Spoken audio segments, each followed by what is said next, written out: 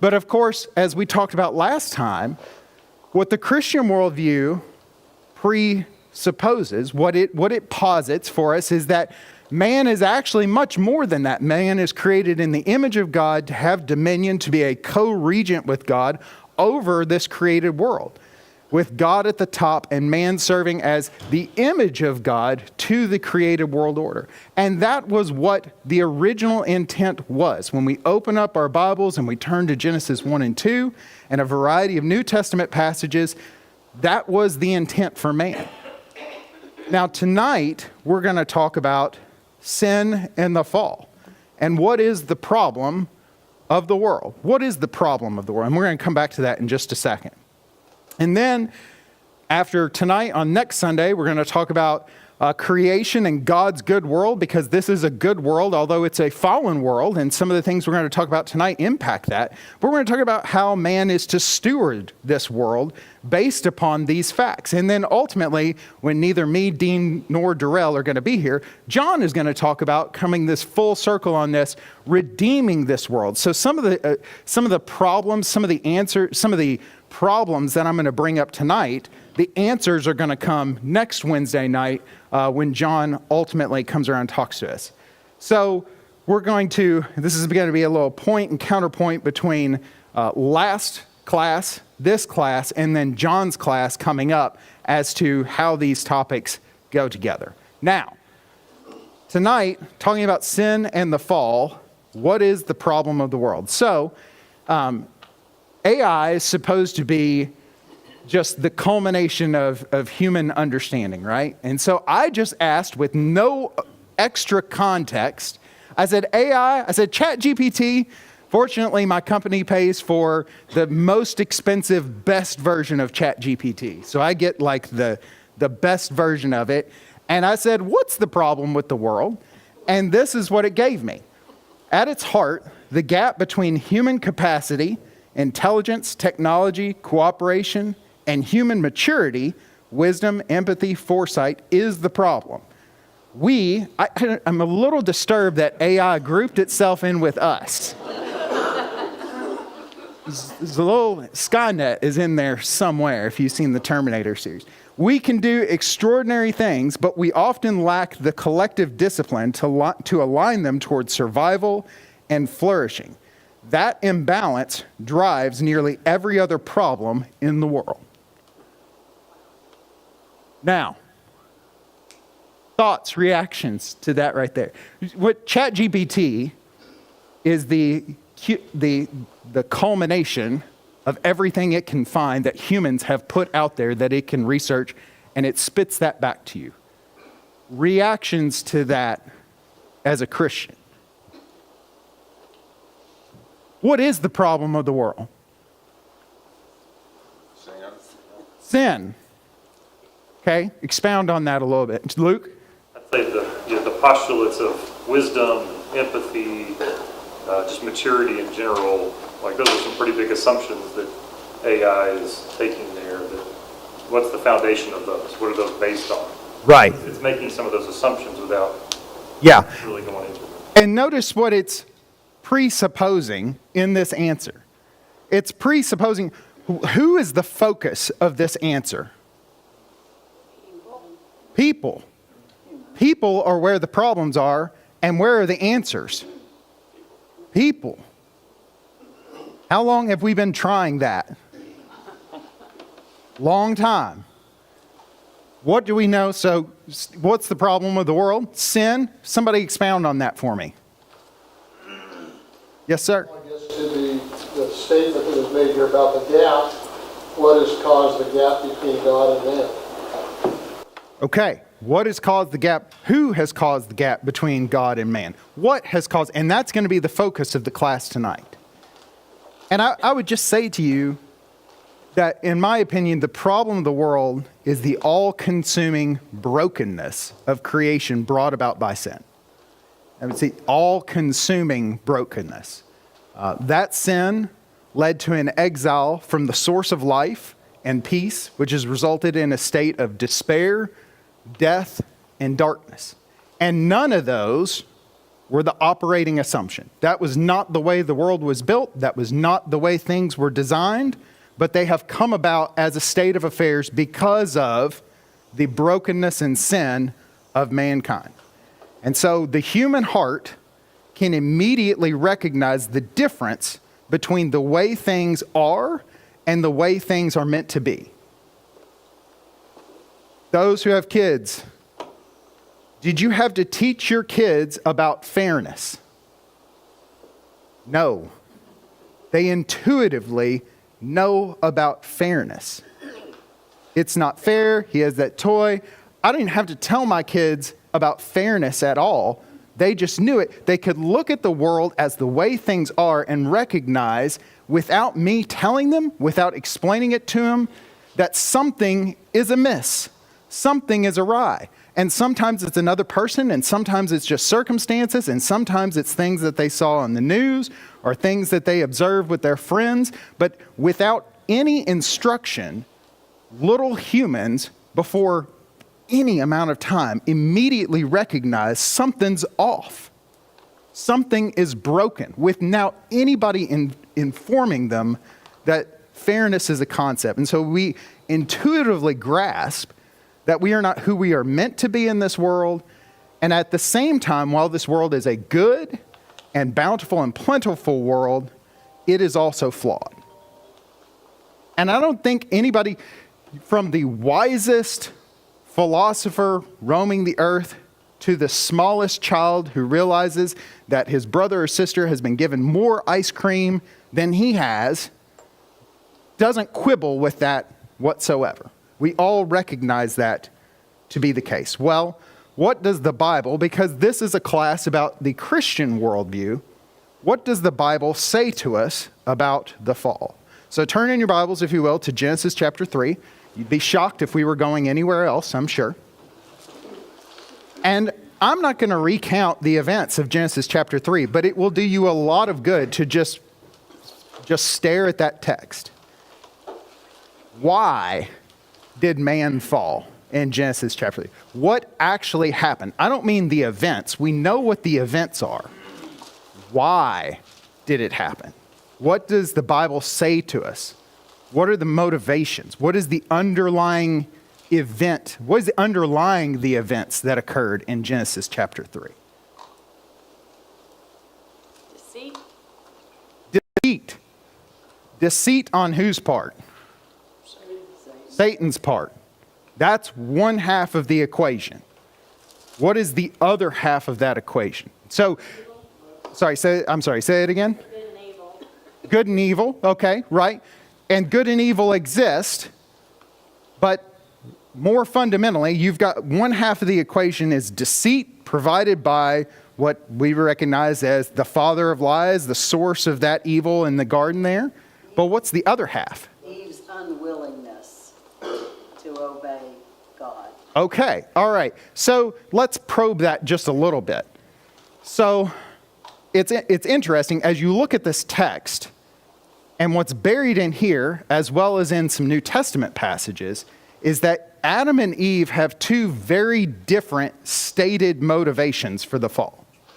And Scripture speaks of it as such. What were Eve's motivations in Genesis chapter 3? Yes, sir. It was lust. It says that she looked and it seemed pleasing to her eyes.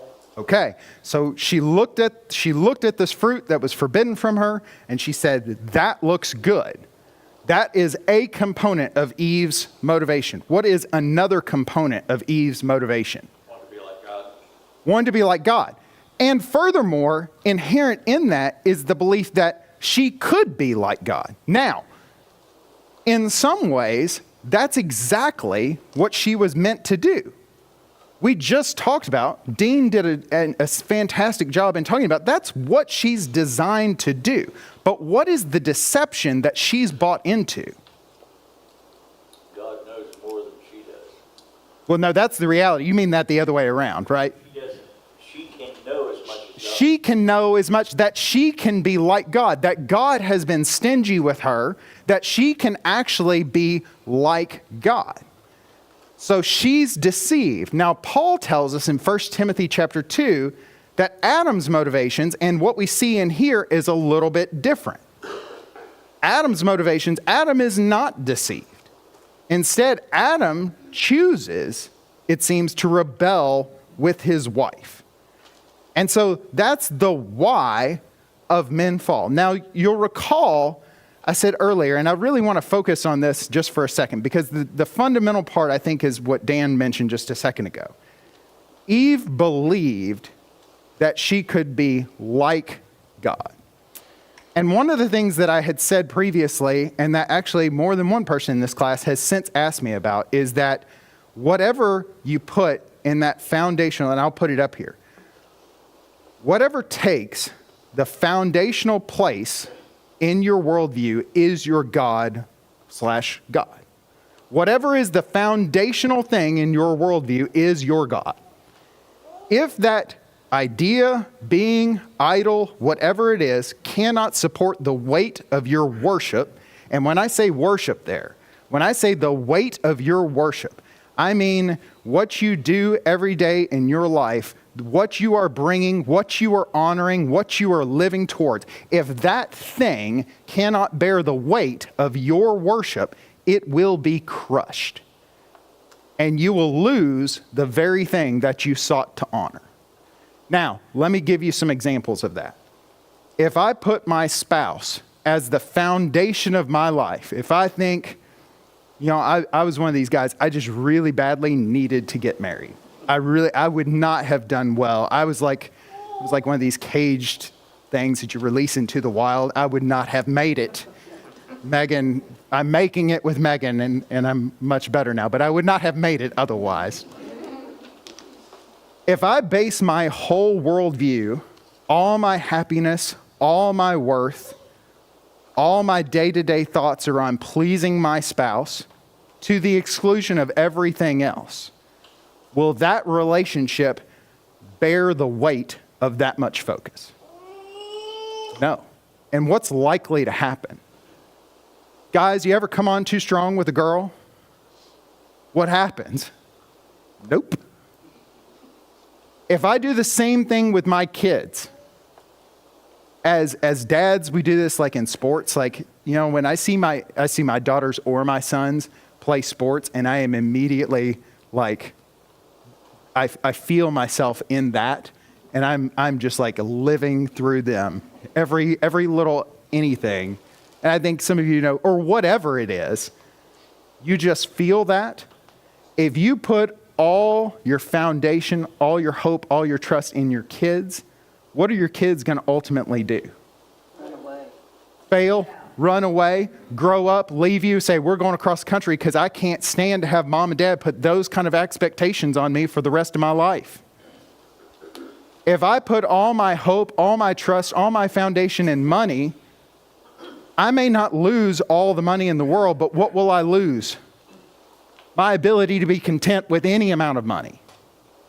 Whatever you put in that bottom position, that foundational position, you will lose your ability to do that.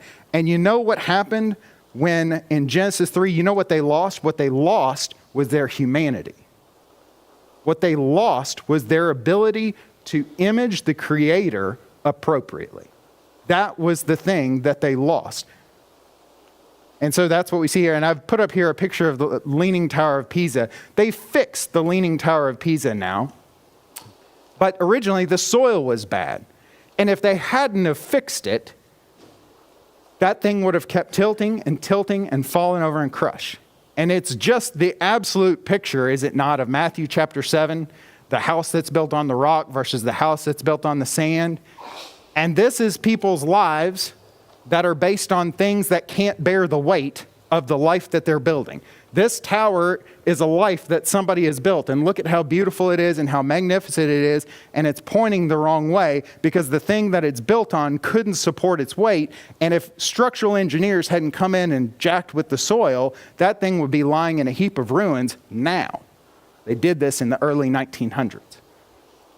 This is the picture of people's lives tipping over because the foundation that they've built on can't bear that weight. Okay, so now we know the why and we know what happened. So stare at your Bibles there for just a second. The fallout, haha, clever. The fallout of the fall is what? Now notice this. Stare real good at it, so we're going to go through this. Almost all the consequences of the fall are in the very early chapters, this chapter and the next of Genesis. And one of the things that tells me that I hadn't really thought about till I started preparing for this class, the more I looked at Genesis 3 and saw all the consequences and how immediate they came and how quickly God was able to say, and this is what's going to happen. You know what that tells me immediately? That the created world is a very well-oiled, good machine that God made, and he can tell you exactly how things are going to behave, how things are going to turn out, because he made it to operate in a certain way. And when you broke the underlying parameters on which the world is supposed to operate, he can also tell you all the ways in which things are going to break. So when you look at Genesis chapter 3, there's a huge number, and there's quite a few. There are quite a few consequences to the fall. So call out for me. What are the consequences to the fall? What consequences of Eve being deceived? Sorry, say that again. Pain. Where do we see pain? Childbirth. That's right. Yes, pain. And there's a corollary. So Eve has pain that's given in childbirth. Interestingly enough, when God wanted to make everything else in the world, how many did he make? As it took. He says he made trees, and he made animals of all kinds, and he made birds of the air of all kinds, and he made stars, numerous stars out there, and he made all these different things in great abundance. And when he chooses to image himself in people, how many does he make? Dose. Kind of interesting. Through that relationship, the relationship between the image bearers of God was supposed to bring about an overflow of love that showed further development of the human race. And now the very thing that was supposed to picture God's love and overflow in the development of children, that thing now has difficulty. Now, Adam has a corollary to Eve's pain, and what is Adam's corollary? Struggle, toil. What'd you say, Valley? Sweat. That's right. And as we've talked about it many different times here, it's not that there was work. That's not that there was not going to be no work pre-fall, but now the work is cursed in and of itself. He has to toil. Things are against him. What are the other consequences of the fall? Shame. Shame. As in where? Verse 7, when knew they were naked, and then when they hid from the Lord. That's right. That's the first occurrence of it. For the first time ever, and what's not explicitly told to us, but what's implied is that this isn't the first time that God has walked in the garden with Adam and Eve, except this time he has to call for them. Because now, much like our 2 or 3-year-old, they intuitively know immediately something's not right, and I need to hide myself in verse 7. That's exactly right. What else? In verse 8, it says they hid themselves. So the other aspect of shame is what? Instead of shame, they not only feel shame, they feel, how else do they feel? In verse 10. Well, yeah, they feel being naked for sure. Maybe for the first time ever, they feel, wait, I'm naked. I don't know what that feels like, but yeah. But what do they feel? Fear. So, and in some fundamental kind of way, shame and fear suddenly come upon them. And now suddenly a relationship with their father, the being that they should have been close with, is now tainted because they feel shame, and now they are afraid of God. Not in a respectful way, but in a way that indicates something is amiss. What are the other consequences? Death. Death. What kinds? An animal has to die so they can be covered. Okay, so there's all kinds of different death that's involved in here, and that's one of them. So let's talk about that one. There's at least 3 kinds of death that are involved in this, and you've hit on one of them. That is the sacrificial death, that now we've done something wrong, and to deal with my shame, to deal with this distance, an animal is killed to cover up my shame. That's one death. What's the other death that's involved in this? Spiritually. Okay, spiritual death. Now there is a separation. There is a enmity that has occurred between God and man, and that enmity, that death, that gulf that is created between the two of them is death. It's just like they are disconnected. They are unplugged from the source of life. What is the third type of death that's involved here? Physical. Their death. Yeah, their death. Their death is coming. So they've been disconnected from God. They've been disconnected from eternal life here in a physical sense. And they have been disconnected. And another has been caused to die because of their actions. What are the other consequences? Other consequences you see? The husband's now head of the wife instead of them being equals to each other. Okay. So, and I might phrase that just a little differently, but that's exactly right. There is now enmity. So now we see that there's enmity between multiple parties. There's enmity between man and God. Who else is there enmity? There's enmity between man and woman. Let's park on that one for a second. There's enmity between man and Satan. So previous to this incident, there is nothing but peace. Nobody has ever known anything other than union with each other. I can't imagine a state of affairs like that. Yes, Jay? I think the enmity that begins there with man and creation, with animals, for example. Yeah. That, it wasn't for providing food, it was for a sacrifice. That's right. It continues. And we see that enmity in its work. And now creation is actively fighting against man. But one of the ones that we feel, that we all intuitively feel, is this enmity between the sexes. And that's now a function of a consequence of the fall that we experience down to this very day.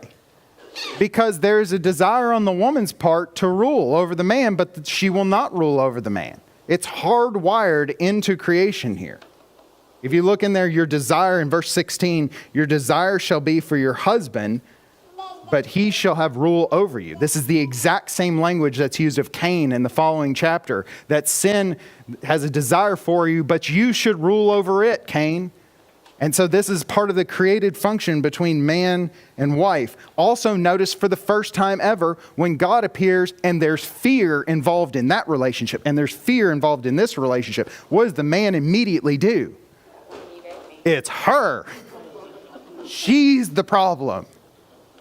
Never mind the fact that I willingly took the fruit. She's the problem. She was deceived. It's defective over there. What has that prompted ever since? This, between man and wife. The husband abdicating responsibility. The wife striving to take it, and nobody's happy. Consequence of the fall. What else? You also blame God. Say that. Blame God. That's right. So now we have this, well, it's your fault. You made me a defective spouse. Never mind. Yesterday I was saying, she is woe man. She is bone of my bone, flesh of my flesh. That was yesterday. Today's a new day. What have you done for me lately? What else? I mean, you talk about the enmity between creation, but it's also like when you look back at the end of chapter 1, where God's talking about he gave every seed-bearing plant on the surface of the entire earth for food for man and for all the wildlife of the earth and the fish. I mean, you created a whole food chain now because that wasn't a thing before. That was not a thing. That's right. You've created a whole new way of living in this world that has suddenly, that's changed. Everything has changed in the natural order of things. What else? The thorns and thistles. The thorns and thistles. So creation is now, I don't like thorns and thistles, but Megan will tell you my thing in Kentucky is, what is it, Meg? What do I hate? Do you know? No. Oh, I thought you. That's the one. Mosquitoes. I don't understand mosquitoes. If we're not doing Jurassic Park, I don't get it. Like, if that's not a thing, we're not. I hate mosquitoes. I hate them because they love me, and I hate them. It's not mutual. It's me. Thorns and thistles. Creation is actively now fighting back against man's attempts to dominate it, to rule it. And that comes in multiple different flavors. What else?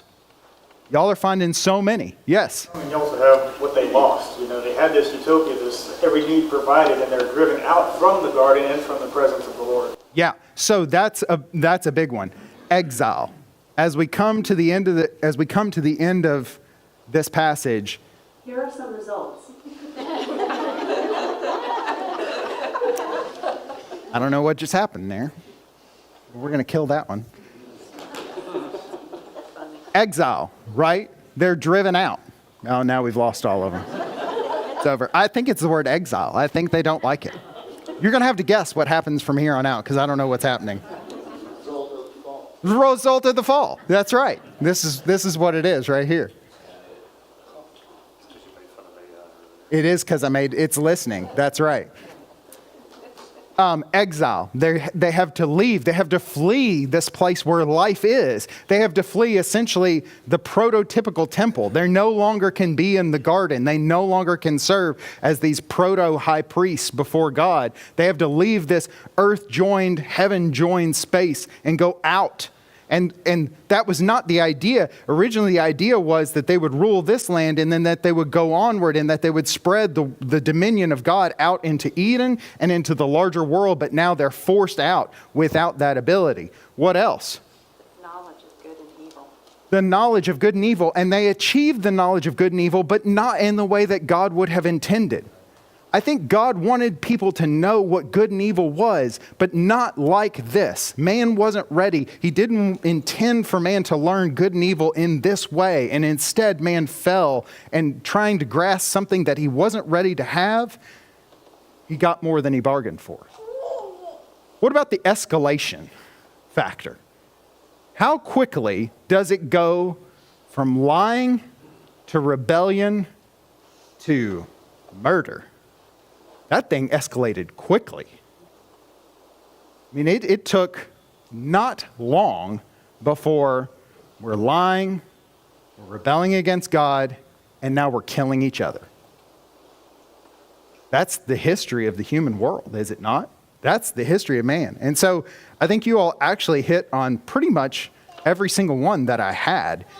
And so humanity is lost. Man is no longer an accurate depiction of God and therefore broken and likely to break more things. Man is broken and we break other things. We are like the clumsy adolescents who drop and crush and break everything in your house. That is what we are. And example, see all of human history. Okay.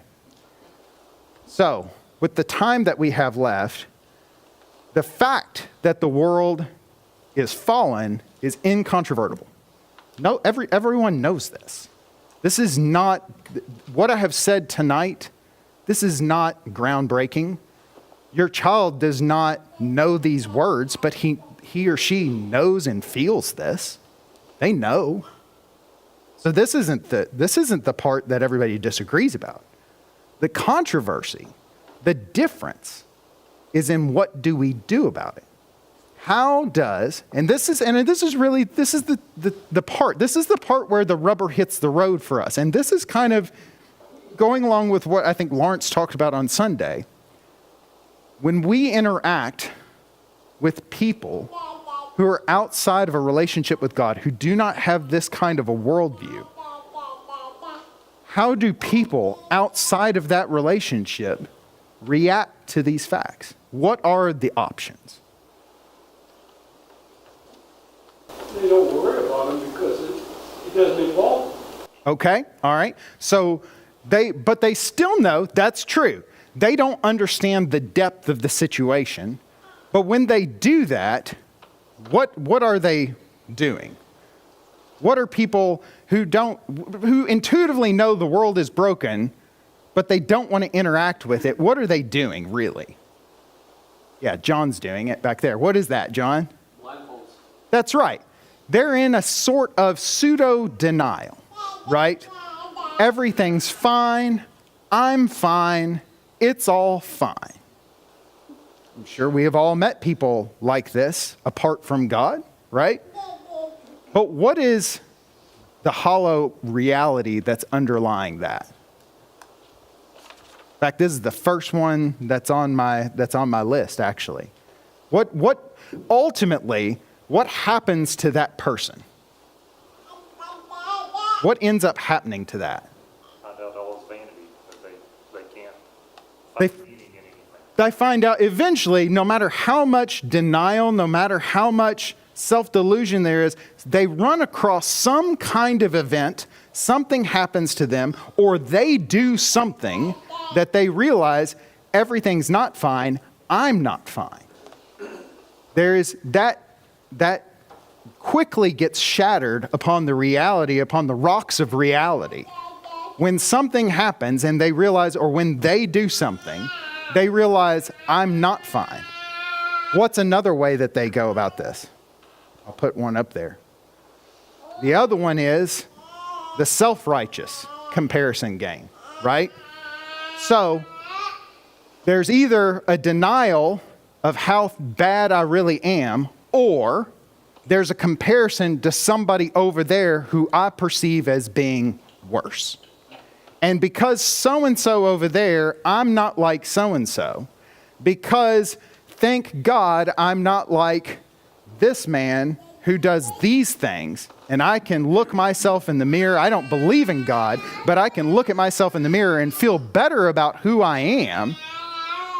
They have this internal comparison that they run, and they convince themselves that they're okay. That is one way of looking at it.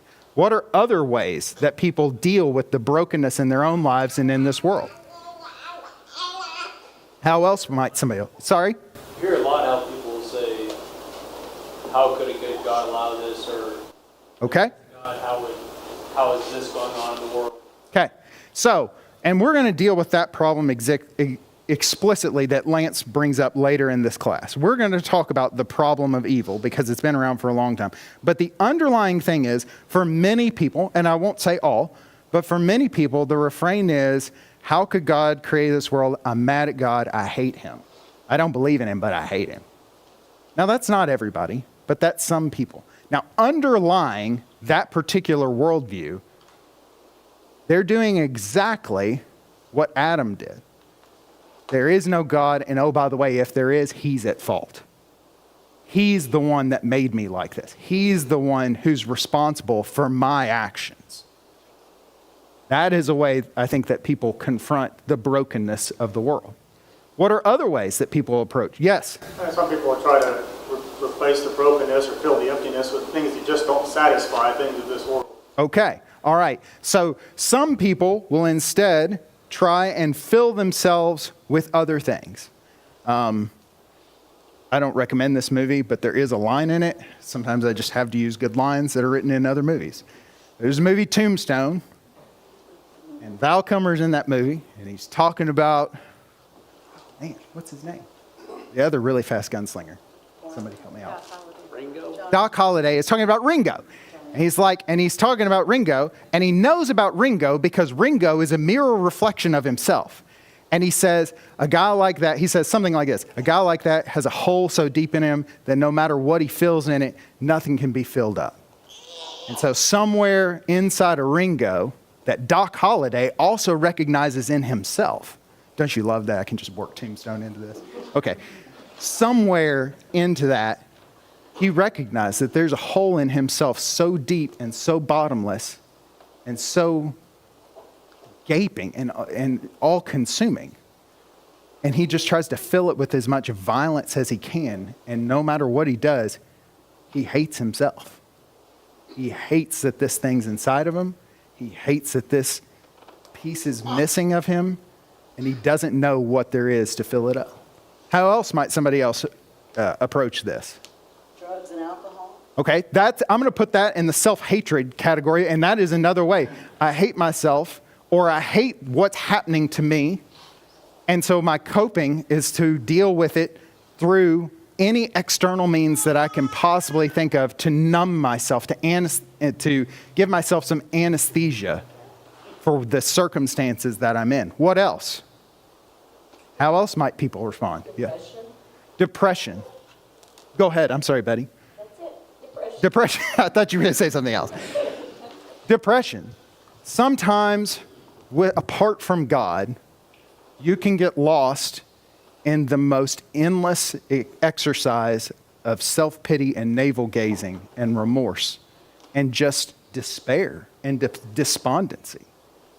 You know, and we frequently point to somebody like Judas, right? Who commits this horrible, evil act, and he doesn't know where to go. He thinks there is nowhere to go. There is no way out of this situation. There is nothing that I can do. There's nothing that can be done for me. And so I am in a pit of bottomless despair. And I think that is something that we frequently run into. I also would include in that spiritual, what I'm going to call spiritual bootstrapping. In other words, well, yes, I'm really bad, but I can lift myself out of the situation. That there is some self-help book, there is something that I can do. Go back to my original ChatGPT conversation. That's this. That's because ChatGPT has read every one of those self-help books on Barnes & Noble, and that's why I'm getting that answer back. Because the default answer is, you just got to gin up enough human wisdom to match your capacity. And when you achieve this level of equilibrium, you will be able to spiritually bootstrap yourself out of that hole, and you will be made into something better. Blame shifting to the environment, to parents, to God, self-hatred. And I want to close class with this, because in this particular cultural moment, these are the responses that man apart from God is bound to find. Man apart from God is going to find one of these. These are the kinds of things that you are going to run into, that we are going to run into with folks in the world who are dealing with a truth that nobody doubts is absolutely true. That the world is fallen, that we are broken. And they only offer despair, loneliness, envy, and or hollow comfort. But our opportunity is to be life-giving, hope-infusing, and to fully recognize that we are living in a sinful state in all its depravity. We will also fully trust in a God who dies and rises again for us as his flawed creation. So next time when we come together, we're going to talk a little bit about, okay, so now that we're in this flawed state, now that we live in this creation, we still live in a good and bountiful world that God has created for us. And how do we steward that? And how do we rule it? And now that the creation has fallen, how do we exercise dominion over things that are fighting against us? How do we do that? And then ultimately, John's going to talk about bringing us back into and fulfilling what's in that last bullet point. Thank you for your time and attention. Appreciate it.